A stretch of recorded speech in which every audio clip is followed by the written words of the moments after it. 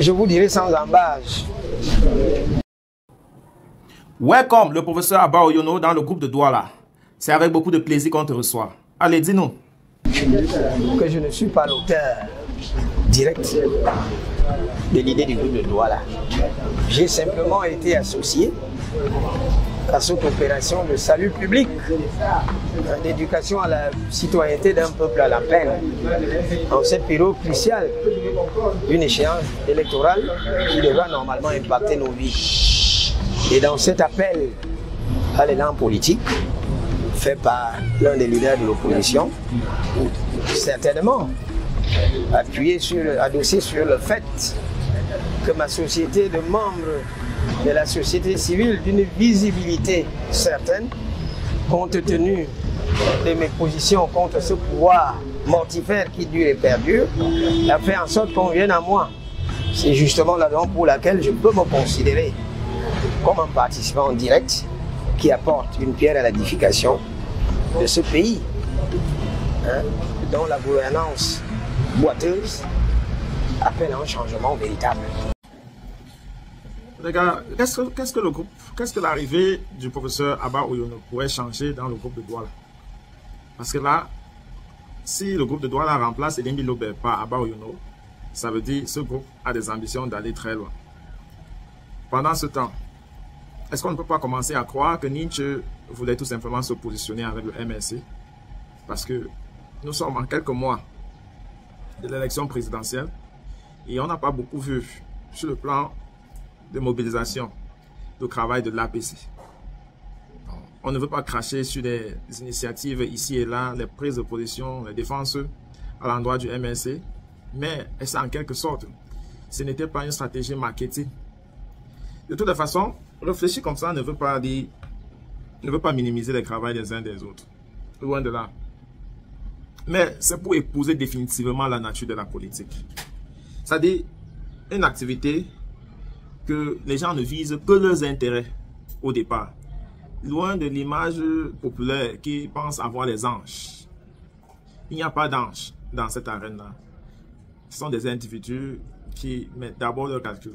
Mais l'APC est à féliciter parce qu'elle a évité les caprices que l'ATP a créés et a enduré. Un peu comme le père qui dit à l'enfant que ce que je vois étant assis, même au sommet d'un mont, tu ne peux pas voir. C'est exactement ce que Nietzsche aurait dit à l'ATP.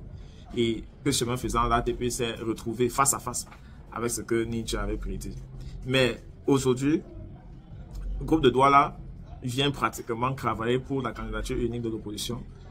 C'est pour ça que Nietzsche a créé l'APC.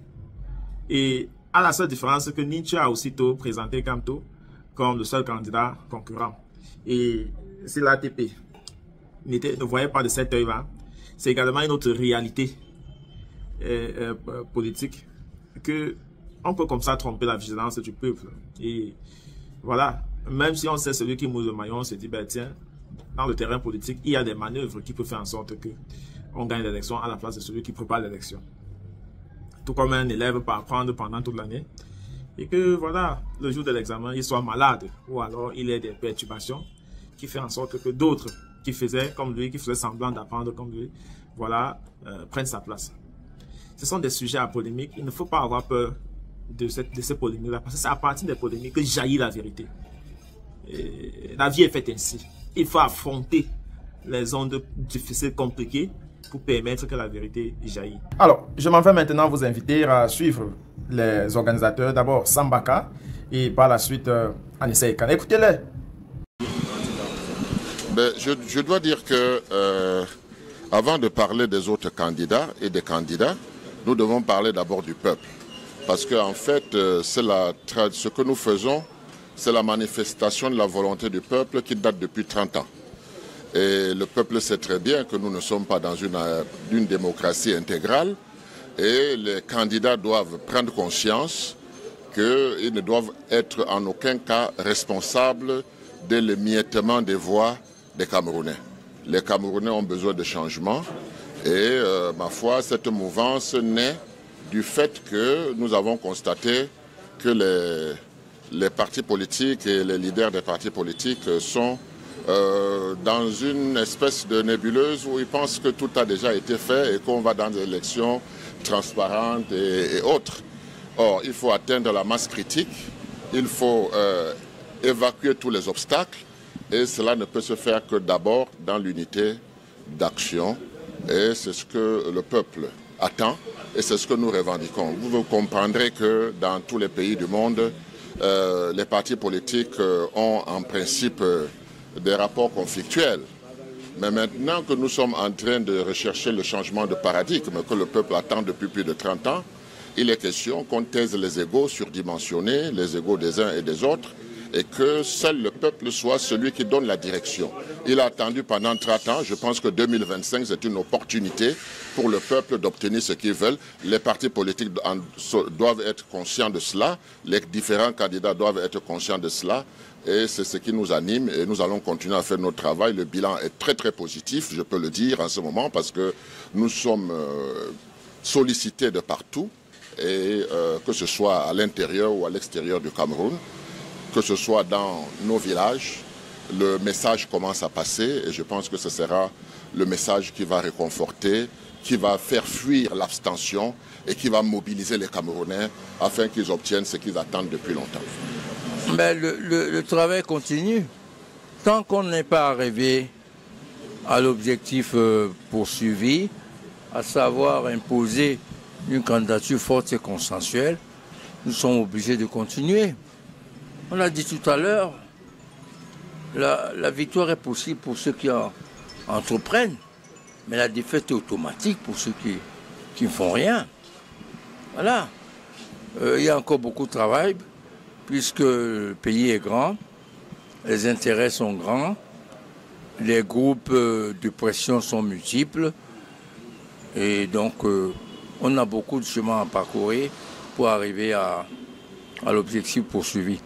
Je vous ai dit dans le document les similitudes entre 92 et 2025. Il y avait les mêmes obstacles, le même scepticisme, les mêmes oiseaux de mauvaise augure, les mêmes égos, mais un vote organisé par l'administration territoriale. On a battu Biya. Aujourd'hui, il y a au moins EDECAM et la pression interne et externe.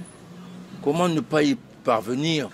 Comment des égos surdimensionnés peuvent-ils priver le peuple camerounais d'une victoire en 2025? Voilà le nœud du problème.